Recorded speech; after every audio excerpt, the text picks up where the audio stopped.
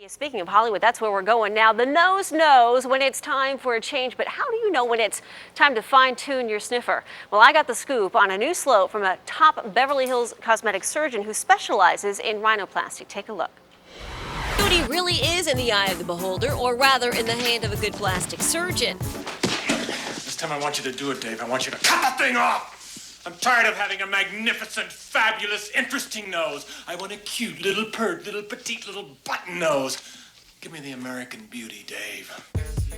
When it comes to the perfect beak, we turn our noses up to the Hollywood elite. Meet gossip gangsta Perez Hilton, who can smell a good nose job a mile away on the red carpet. Jessica and Ashley Simpson both hired one of the best plastic surgeons to work on their noses.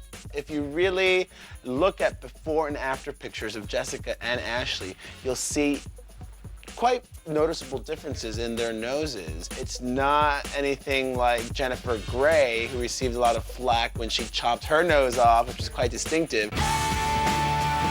Even though Ashley has yet to confirm or deny the rumors that she's tweaked her beak, many people are in search of the perfect schnoz despite age-old thinking. Have you ever thought that you were born with this nose for a reason? Oh, yeah. Like opening Coke bottles. Still not satisfied with what you were born with? Beverly Hills plastic surgeon Dr. Kevin Brenner has some advice for anyone thinking about getting a nose job. Do you suggest people bring in pictures? Obviously, you can't let them leave the office looking like Jennifer Aniston, Right. but at least the pictures might give them a good idea. I absolutely suggest that people bring in pictures. And not only that, I take pictures of the patients when they come in for a consultation, and I'll print them out, and I'll say, next time you come in, I want you to draw for me what you think is your ideal nose.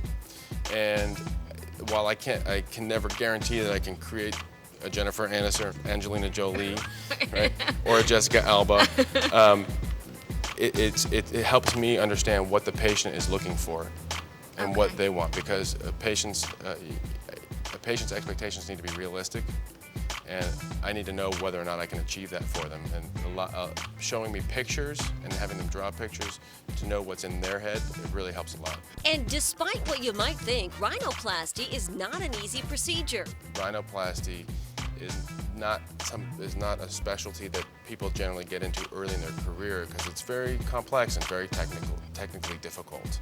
There are a handful of true plastic surgeons who specialize in rhinoplasty. It's a focus of my practice. Investigate your surgeon. You need to ask them, is this really something that you do a lot, or is it just something you do once a year? Geometry aside, the sweet smell of success could be a snapshot away. They should be showing me pictures so that we can compare what I'm thinking with what they're thinking, because I may think that someone's nose needs the A, B, and C, but they may not want it. They may like it. And ultimately, what's most important is that the patient is happy with the way their nose looks. Did you know nose jobs were the second most popular plastic surgery procedure for women last year? Rhinoplasty ranges from about $2,000 to $10,000, depending on the doctor, the area you live in, and what you want done to your sniffer. It's estimated that 1 in every 30 people in Argentina has had some kind of cosmetic surgery. And out of the almost 300,000 nose jobs performed last year in the U.S., 33,000 of those were done on men.